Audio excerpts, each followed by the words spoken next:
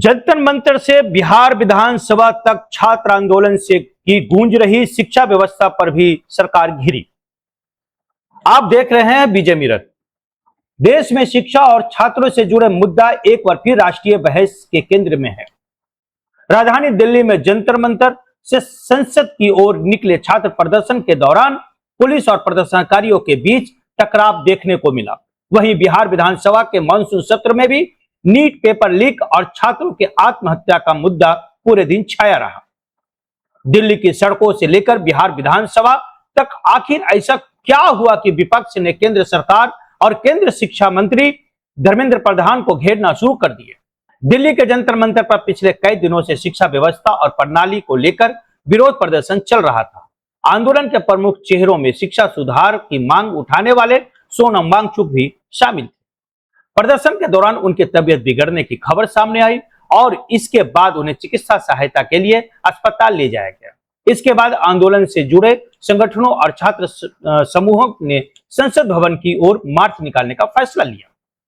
हजारों छात्र और युवा बैरिकेडिंग पार कर आगे बढ़ना चाह रहे थे, लेकिन पुलिस ने सुरक्षा कारणों का हवाला देते हुए उन्हें रोक दिया। इस दौरान प्रदर्शनकारियों और पुलिस के बीच धक्का मुक्की हुई और हालत बिगड़ने पर पुलिस ने बल प्रयोग किया। कई वीडियो सोशल मीडिया पर तेजी से वायरल हो रहे हैं, जिनमें प्रदर्शनकारियों को हटाने की कोशिश दिखाई दे रही है।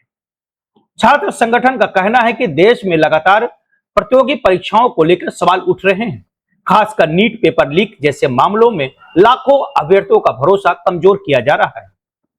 उनका आरोप है कि बार बार होने वाली गड़बड़ी की नैतिक जिम्मेदारी तय होनी चाहिए।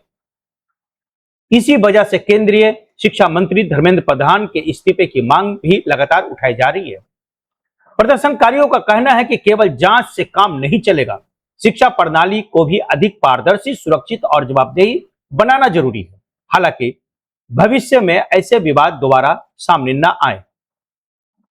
दिल्ली में जहां छात्र सड़क पर उतरे हैं, वहीं बिहार विधानसभा के मानसून सत्र में भी यही मुद्दा राजनीति का बहस सबसे बड़ा विषय बन गया है। विपक्षी दलों ने सदन के भीतर नीट पेपर लीक, छात्रों की आत्महत्या और प्रतियोगी परीक्षाओं में कथित अनियमितताओं का मामला उठाया। विपक्ष ने सरकार से जवाब मांगा कि केंद्रीय शिक्षा मंत्री धर्मेंद्र प्रधान से इस्तीफे की मांग दोहराई।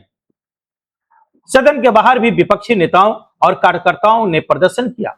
हाथों में पोस्टर और बैनर लेकर उन्होंने कहा कि छात्र के भविष्य से किसी भी तरह समझौता स्वीकार नहीं किया जाएगा। सरकार का कहना है कि परीक्षा प्रणाली को मजबूत बनाने के लिए लगातार कदम उठाए जा रहे हैं। जहां भी किसी तरह की अनियमितता और शिकायत मिली है, वहां जांच एजेंसियां कार्रवाई कर रही है और आंदोलन के खिलाफ सख्त कदम उठाए जा रहे हैं। लेकिन साथ में दोषियों पर कार्रवाई पे भी सख्त कदम उठाए जा रहे हैं। हालांकि विपक्ष का कहना है कि कार्रवाई तभी प्रभावी मानी जाएगी जब भविष्य में ऐसी घटनाओं पूरी तरह से रोक लगाने की जिम्मेदारी और जवाबदेही तय होगी। विशेषज्ञों का मानना है कि शिक्षा और रोजगार जैसे मुद्दा युवा से सीधे जुड़े हुए हैं, इसलिए जब प्रतियोगी परीक्षाओं को लेकर विवाद सामने आते हैं तो उनका असर केवल छात्रों तक सीमित नहीं रहता, बल्कि राजनीतिक माहौल भी गर्म हो जाता है। दिल्ली में छात्रों का प्रदर्शन और बिहार विधानसभा में लगातार उठ रहे सवाल इस बात के संकेत हैं कि आने वाले दिनों में शिक्षा व्यवस्था और परीक्षा सुधार राष्ट्रीय राजनीति का बड़ा मुद्दा बनने जा सकते हैं। अब सबकी नजर इस बात पर है कि केंद्र सरकार आज छात्रों की मांगों पर कोई बड़ा फैसला लेती है या नहीं। क्या परीक्षा प्रणाली में नए सुधार लागू होंगे और क्या विपक्ष आने वाले दिनों में इस मुद्दे को अपना आंदोलन और तेज करेंगे। इन सभी सवालों का जवाब आने वाले समय में आएंगे, लेकिन फिलहाल इतना तय है कि शिक्षा व्यवस्था को लेकर उठी बहस अब दिल्ली से निकलकर पूरे देश में फैल चुकी है। फिलहाल देश में राजनीति में छात्र सबसे बड़ा मुद्दा बन चुके हैं। दिल्ली की सड़कों पर विरोध प्रदर्शन हो या बिहार विधानसभा में विपक्ष का हंगामा, हर जगह एक ही सवाल उठ रहा है कि छात्रों के भविष्य को सुरक्षित बनाने के लिए आगे और क्या कदम उठाए जाएंगे। इस पूरी घटनाक्रम पर आपकी क्या राय है? क्या परीक्षा प्रणाली में बड़े बदलाव की जरूरत है? अपनी राय हमें कमेंट बॉक्स में जरूर बताएं। बहुत बहुत धन्यवाद।